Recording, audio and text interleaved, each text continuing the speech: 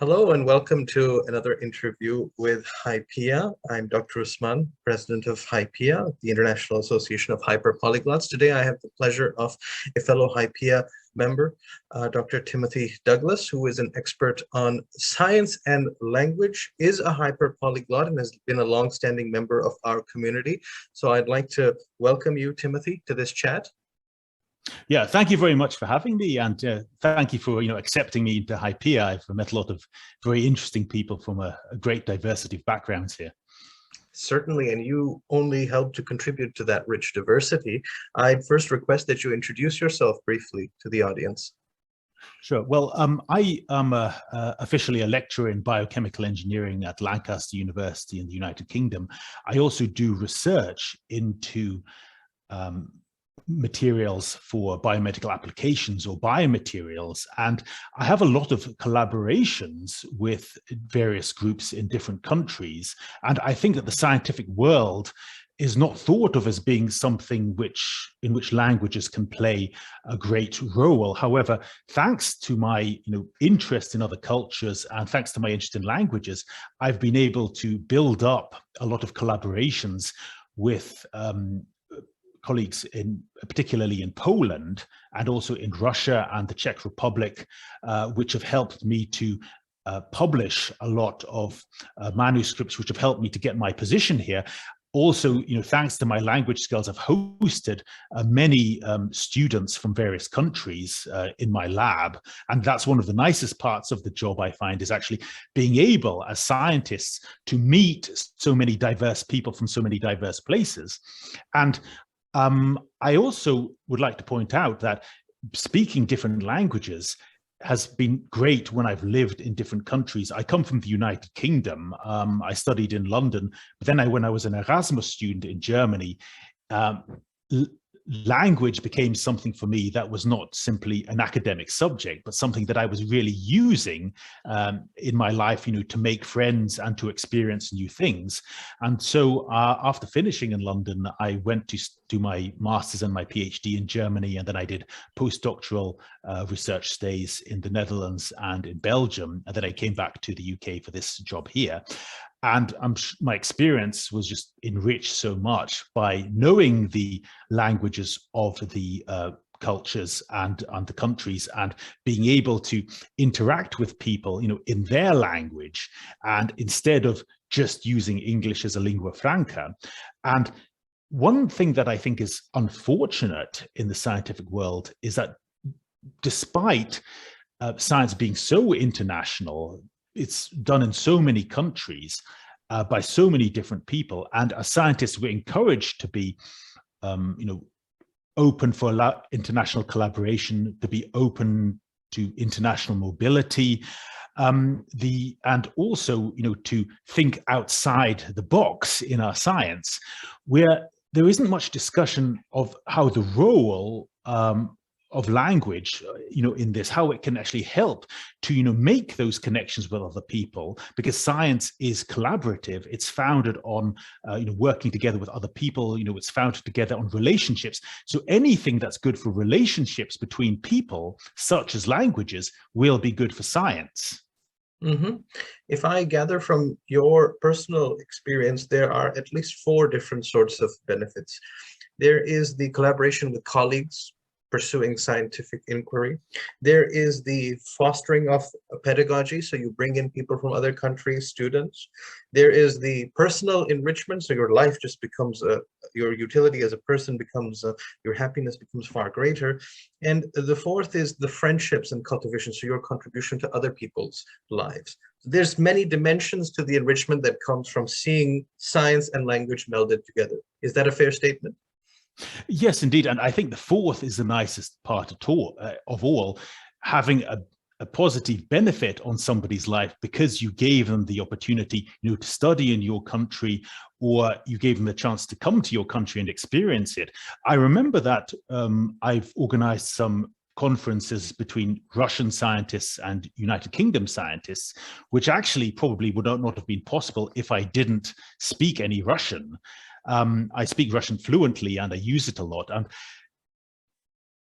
for many of the Russian participants coming to the United Kingdom, they said to me afterwards, thanks to you, we were actually able to visit this country. And one of them even said a trip to the UK for us was a bit like a trip to the moon, because it's difficult for them to organize. One thing that we Western scientists often take for granted is that for us, it's relatively easy to travel to other countries. Often, we have more money, we may have to wait for a visa, but usually we don't, there aren't any great sort of obstacles. And I know that's a privilege for us. And I realize that many people from countries don't have the same opportunities that we do. So when we can actually give people another experience that wouldn't have been possible through languages, I think that's the greatest, long-term, pleasure that we can get from it. And you've raised a very important point about there being as in the Cold War, a first world, a second world, and a third world. And some parts of the world do have additional capital to pursue what is essentially a common goal, which is advancing the literature, the scientific body of knowledge. But isn't that also a strong case, an argument that people from around the world, perhaps in less privileged areas, may in some ways circumvent some barriers? You can't get funding easily, but having that language could be a big plus. Would you suggest that to them? Well, certainly, yes. I mean, anything which increases, your contact with other scientists, because science is collaborative, is a good thing. Many people, you also bring up an interesting question, is what role can language, play in the scientific world? Yes. Now, I often, I wish I had a dollar for every time I hear the statements, English is the language of science, or everything is in English. I heard this just 3 days ago, actually. Now, one might get this impression because a lot of scientific material is published in English, not everything, but a lot of it is. I would advise people not to forget that there may be material available in other languages, particularly in areas such as medicine or conservation. And so by restricting yourself to literature that's only in English, or thinking English is the only language worth reading in, you may be denying yourself access to a lot of information that may be useful, and you may be getting a false impression of your area. And the fact that English is often used to present papers, and it's often used as a lingua franca at conferences. Just because a lot is presented in English, that does not mean that everything is done in English. So firstly, from the very start, when you're making contacts with people, what's the best language in which to do this? I really love the saying by Nelson Mandela, if you speak to a man in a language he understands, that speaks to his head. But if you speak to him in his language, that speaks to his heart. And with English, the great strength of English, well, we are speaking English now because we want a lot of people to understand our conversation. The great strength of English, it's a popular language that's learned, and so more people will be able to understand it. But are people going to be touched as effectively through English as through other languages? So many people around the world will have learned English not because of a particular love of Anglophone culture, but to be able to understand information that's been transmitted to them, and to be able to transmit information.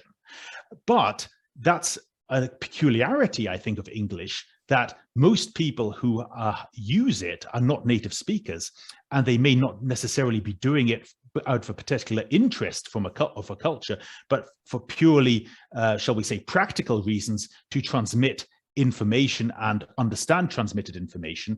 I also think that personally, that the biggest one thing which would be great to change in the world is the idea that some people seem to have, that language is merely a vehicle to transmit information and to receive information. So that's why people make statements like, what's the point of learning other languages if everybody speaks English? Now, we both know that that's not true. Not everybody does speak English.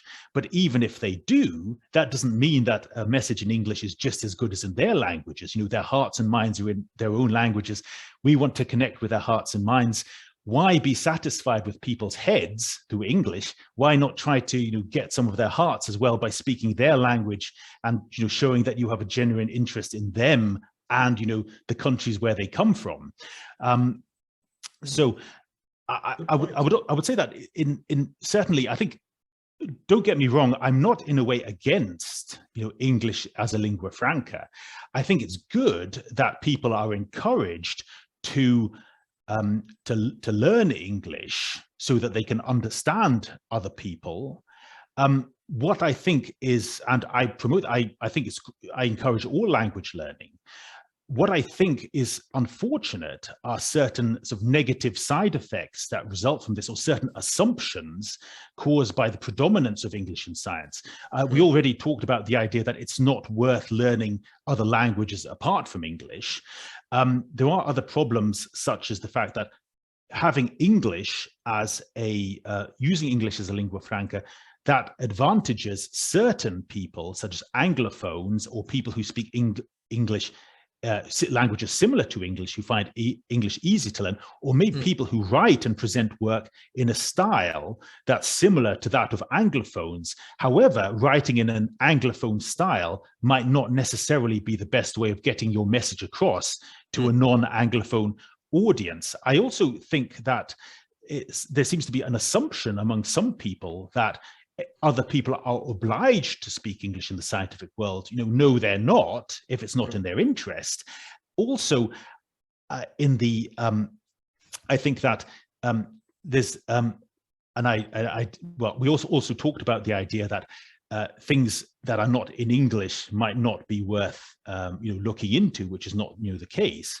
But also, I think that I'll just say one more thing. I think as scientists, as I mentioned, we're in a very privileged position because we come into contact, with so many other people.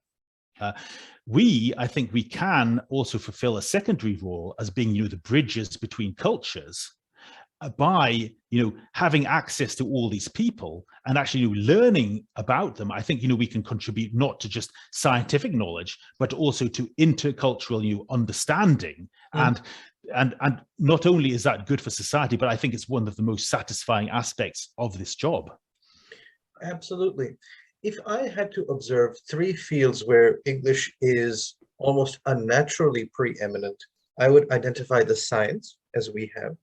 I would identify music, like the music business, the music industry, the global music industry, and I would identify movies or cinema, where English has a disproportionate role. In 2 of those fields, there has been a pushback by indigenous creative development, backed up by good funding.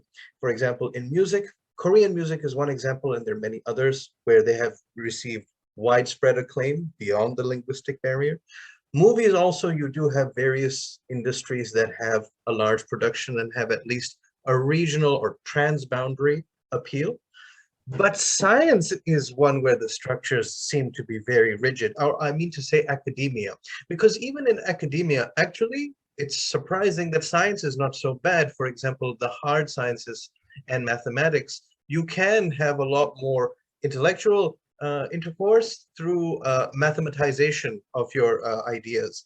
But in the arts, the humanities, the social sciences, it actually is much more rigid, because there the quality of your argument is assessed and scrutinized far more deeply. And so if you cannot articulate the thoughts with a certain level of proficiency, even if it is a profound notion, it may not be well received. And so I, for example, am a social scientist, and I don't know how far I would have gotten, not that I've gotten very far, but how far I would have gotten if I didn't have that grasp of English.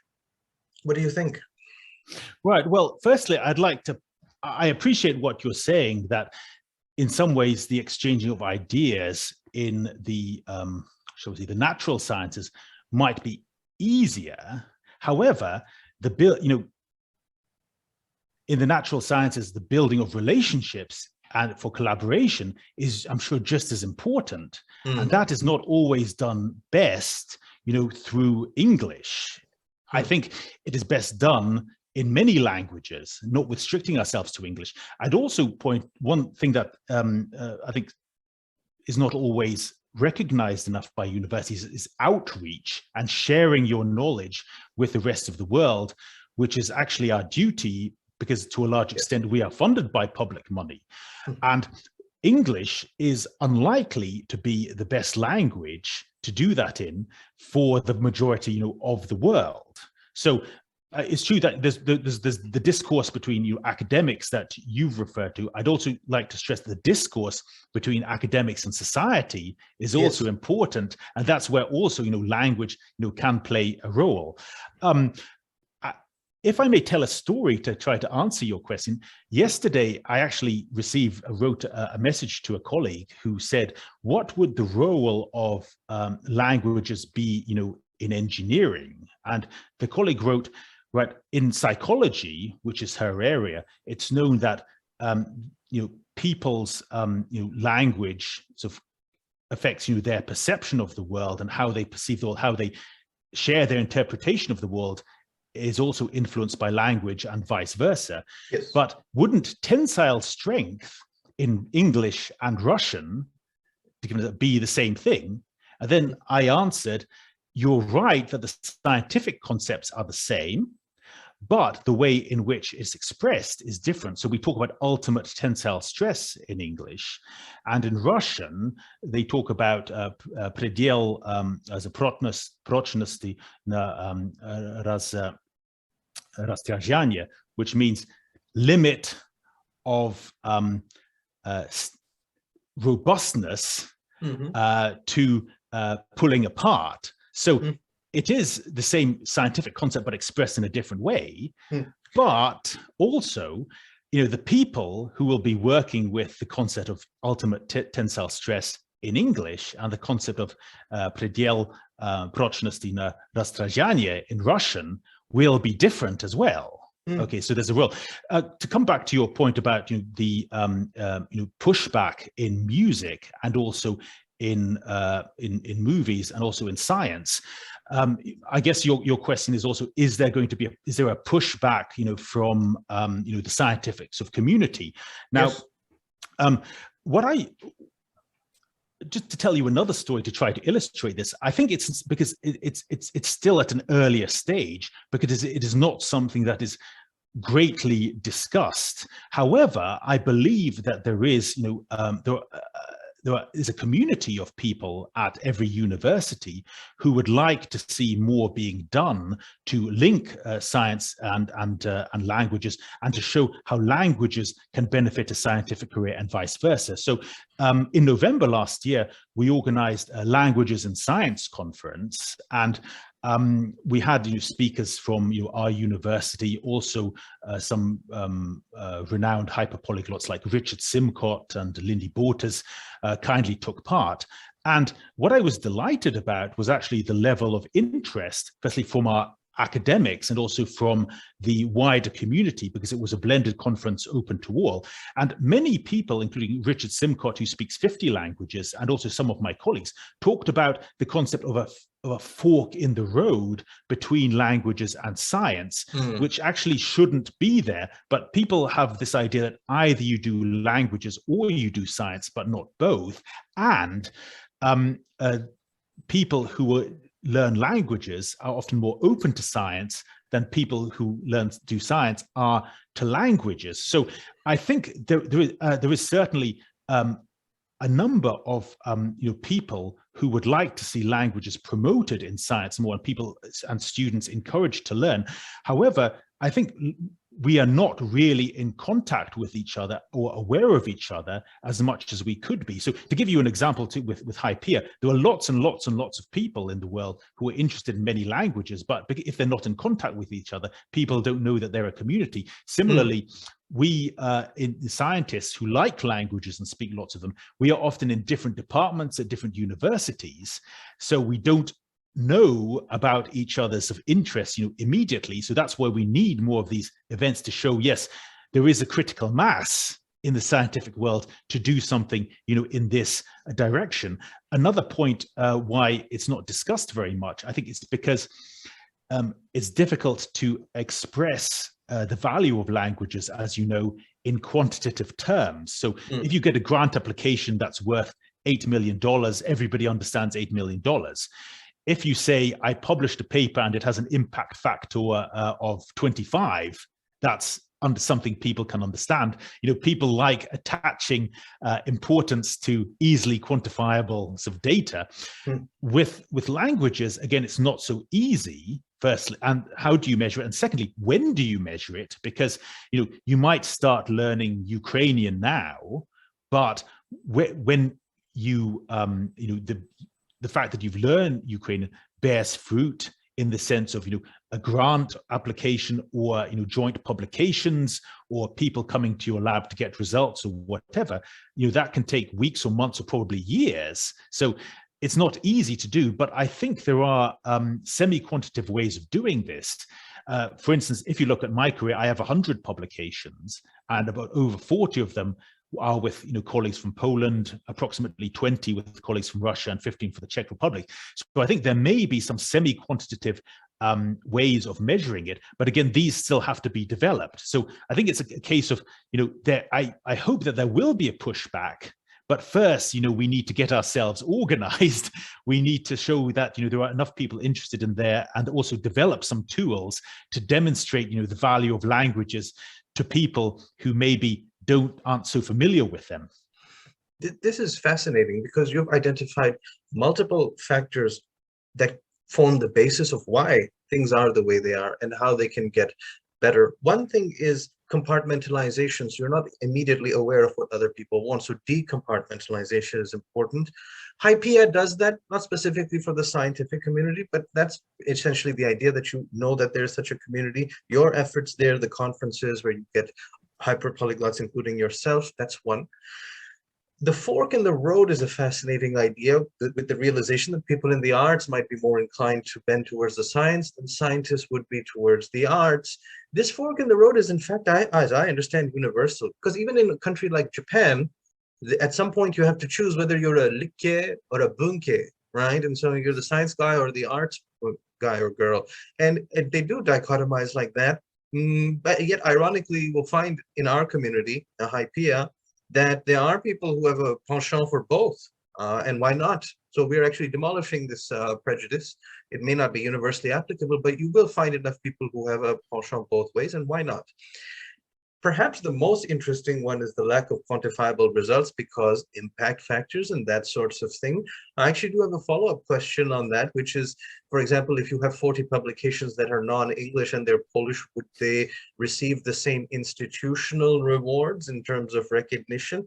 Which leads me to the idea that institutional factors and biases might, superstructures bigger than us, actually can motivate us in distorted ways. For example, there may be hardcore incentives to continue to publish in English. You get more points. And the other thing is universities do want to keep their preeminence. So universities in UK, just as an example, could be Australia or Canada, they may at least play along with your rhetoric of being the nice guy and open to languages. But when it comes to maintaining the high rankings of the university, there is no holds barred, and they will make sure that and a product of that is then whichever language they function in does assert itself. What do you think? Well, I'm glad that you mentioned that, the way in which research is rewarded throughout the world, and how this is not the same in every country. I mean, there's also a sort of an assumption that science is the same everywhere, and in a sense it is scientific concepts, but the way in which it's done and who does it can vary immensely, from culture to culture. You talked about, publishing cultures, and yes, we can go back to an early part, something we touched on earlier in the discussion, how that not everything is published in English. And so in the United Kingdom, for what's called the Research Excellence Framework, we are encouraged to publish what are called 4-star papers of papers with high rigor, significance, and innovation, and because those will lead to our university getting more money. Now, in other cultures, such as I work together with a lot of Russian colleagues, and their funds, the way in which they're funded, their success is measured differently. Often, it's measured by number of publications, not necessarily by impact. So therefore, they also have a an incentive, to publish a lot and quickly. And this can be done better, for instance, in Russian language journals than in international journals, in English. That doesn't mean that in any way that their science is inferior to our science. It's just presented, in a different way. I mean, regarding the attitude of universities, that universities, of course, their priorities are things like rankings and what's going to make them money. Regarding the attitude of universities to internationalism, okay, I understand that universities are firstly everyone has to be interested in money, but when you look at the people from all these different places, they have more to offer, than their money. They have, new insights, new ways of looking at the world, some new knowledge. And if you are interested in this, you can benefit from that as well. I mean, in my opinion, there's a lot of pseudo-internationalism in the academic world in general. So you hear what I'd call, to be frank, air-filled boasts at universities everywhere that we have 100 countries represented among our staff and our students. Now, that's great, but how interested are you in those 100 countries? Exactly. So, and the other way around, there are people who will claim that they are very international because they've worked in different countries. But then I asked myself, how open were you actually to these different cultures in the places where you live? How much did you learn from them? And so I would say employing people from abroad doesn't in itself make you international. Working abroad does not in itself make you international. And I would assert, coming back to a topic of our conversation, speaking English in itself, especially English, does not in itself show that you are an international person. So internationalism for me does not mean just saying, oh, I was abroad or I have people from abroad, but it's being interested in other countries, other people, not just interested in what you can get out of them. Yeah, that's brilliantly put. It leads me actually to recognize a deep insight you have made about the dichotomy between quantity and quality in two ways. One way is this: the quantity of your international experiences does not equate to the quality of them, and you may have fewer, but they may have been more enriching and they're reflected in your character. The other one, which I think is not talked about enough, and it's very powerful, is this comparison between countries where quantity and quality is given. Look at how quality itself is measured, because the quality countries will say, look, they're just a factory of journals. They're just like factory workers producing papers. But we have better quality, fewer, but they have more impact factor. But look at how language shapes the determinacy of quality. They get more citations because they're in a language that is more widely read. And so therefore their quality is also geared, misjudged, or framed by the fact that it is more accessible, and that is quality. That itself is a deep insight about how weak and fragile these notions of quality versus quantity are, which is your thesis, that they aren't immediately determinable. You can have a ton of good papers or a few bad papers. They don't go together. What do you think?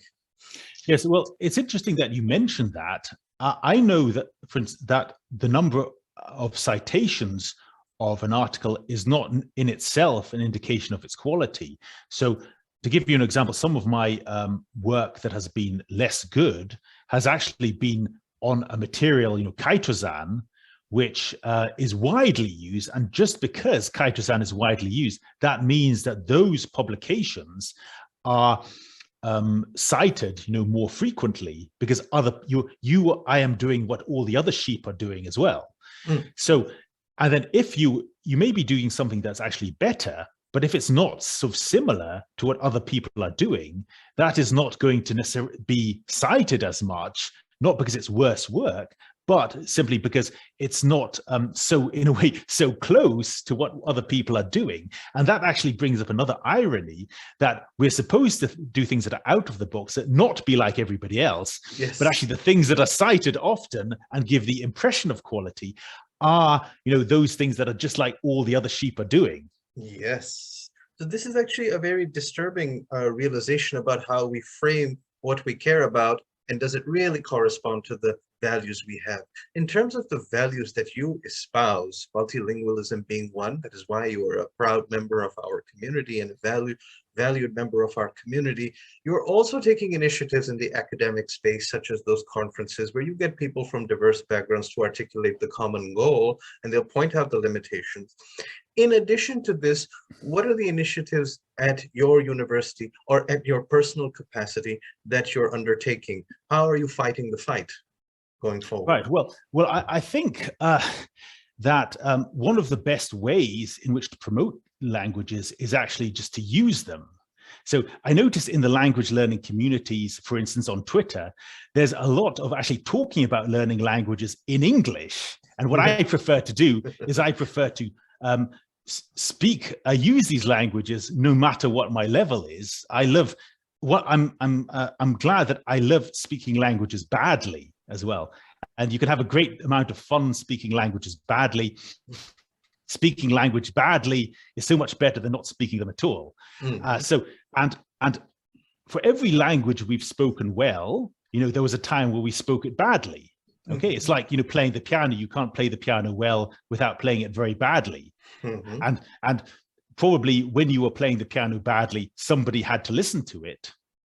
And so don't be afraid if somebody, if you're not speaking a language well and somebody's listening, chances are that they will be glad that you are trying to speak the language at all. To come back to the initiatives in the university world, on a personal level, I am trying to arrange more conferences to get people to share their stories. We talked about how we can measure the impact of language. I think personal stories in how languages have affected people's lives for the better, that is actually quite powerful. That's something that can we relate to. I want to promote the sharing of these stories. On a small level, I want to learn the languages of my students. So I teach some modules, and an experiment that I've been doing this year is to say, okay, dear students, please, if you want, tell me what languages you speak and which languages you would like to learn. And then I get a list of about 15 languages or so, and then I say to them, look, firstly, I want to show you that our United Kingdom and our university is not a monolingual place where everybody just speaks English. No, we have so many languages spoken here. And then I say to them, well, please choose one of your languages for me to learn. So I was teaching 2 modules this term, and they chose Spanish and Hindi for me. So, and then I said, okay, I will learn these for you. Okay, and now I did learn some Spanish, but I'm motivation to do so to say, I think your languages are worth learning. We are global universities. We should be interested in you and what languages you speak. And I hope that, if you see me struggling to speak one of your languages, then you will, when you go and work, you will learn the languages of the people who you work together with and also of your clients. So I hope that, if we want to say we're open to the world, we have to set a good example and we have to be open to you. Absolutely. These are very rich, personalized incentives that certainly will develop, in Mandela's words, as you say, speak to the heart. I hope they give you good professor ratings for this endeavor. And there's one more initiative that you and I are a part of, which is HYPIA research with our colleague Carlos Yebra Lopez. And I see a lot of promise in what we do. It is a monthly hangout, and we do discuss papers and we discuss a variety of themes. But what I see in the future is also that we come up with publications. There's a lot of, this is an interesting space and it's a small one, but there is a lot of promise for you, myself, Carlos, perhaps others, to work together, to collaborate and reflect on the themes that have arisen in our experience, our common journey of studying facets of language, society, culture, and science now. What do you think?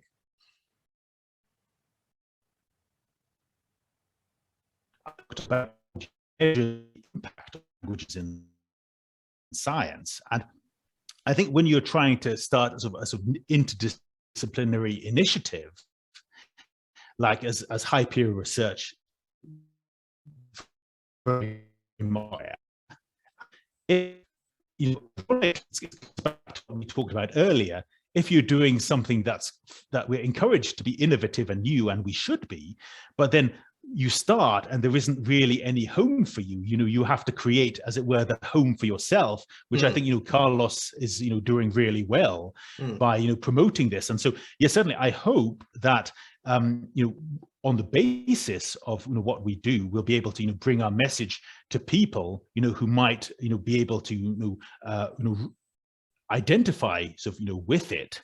And also one question that's interesting is, who should our target group be? I mean, you talk about publications, for the academic sphere. That's yes, also definitely worth investigating. But why not think about, you know, other spheres as well, you know, outside academia, such as, you know, just the general public, or, you know, teachers in schools. This sort of false dichotomy of languages or science often starts at quite a young age, yes, and people will start to believe that I'm a science person, or I'm an arts, or I'm a language person.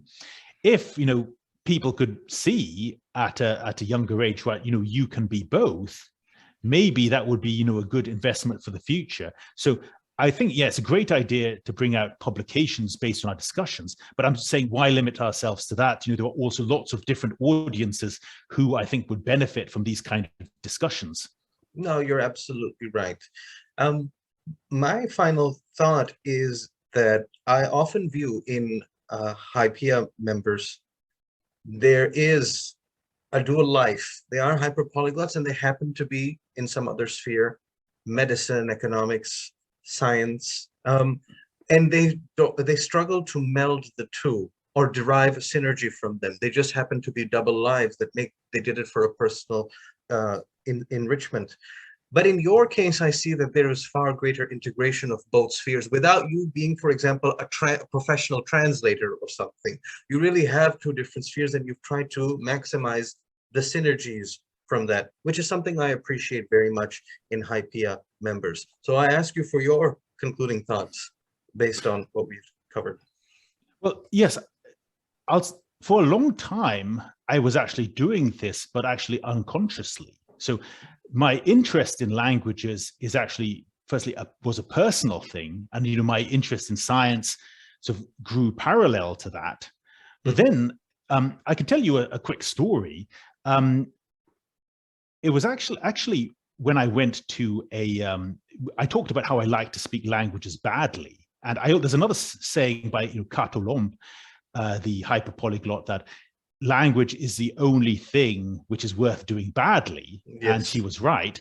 I remember a turning point in my career was when I went to a biomaterials conference as a PhD student in Poland for the Polish Society of Biomaterials. And I was able to speak Polish, you know, rather badly, but I do remember the people there, you know, being, you know, really delighted that I had gone to their conference, which was in a little village in the Polish mountains in the south, and that I was able to speak Polish. And then I sort of subconsciously realized, I know that that sounds like a contradiction in terms, but I sort of understood without consciously understanding, if you see what I mean, that, you know, languages can play a big role in networking with people, and you networking with people that helps you know to collaborate with them. And not only is it great fun, it brought me a lot of satisfaction to do that, but it also, you know, brings us advancement in science. And so without being aware of it, I gravitated towards setting up collaborations with people whose language I could speak, you know, even badly. And more often than not, they were delighted that somebody was making the effort, you know, to learn their language, which made them more open for collaboration. And on that note, sometimes people wonder what the point is of learning languages that are less mainstream, because they think, oh, well, fewer people speak it. Now, I would say to them, just, you know, look at the expression on the face of somebody who speaks a language which is less commonly learned, like Polish or Czech or Catalan or Ukrainian. And, that is going to be, the answer in itself. The languages that are less popular, actually, in one way, they're more powerful than the languages that are more popular, because, the fact that you speak them is appreciated so much better. I mean, we talked about this with English being almost the opposite example. Yes. I think English is the best language if you want to transmit information to a wide audience. But I think it's the worst language if you're trying to make that kind of connection to people. The less mainstream the language, the harder you can hit, as it were. Hit seems a strange word to use in connection with collaboration, but that's actually the great power of the less well-known languages. So if somebody says to you, "Oh, what do you want to learn that for?" That's a good sign. Definitely keep learning, because there will be another person who will ask, "Oh, what do you want to learn that for?" Because he or she is so pleased that you've learned it. Yes, well said. This is something I've discovered in life too, and it is something worth doing for that very reason. Very well said. Dr. Timothy Douglas, I want to thank you for your time. This is the sort of enriching conversation that makes HYPIA so much more valuable. Thank you for your time, and best of luck in all of your further initiatives, including those with us in HYPIA. Well, thank you very much. I really enjoyed our conversation, and thank you for your stimulating, thoughts as well.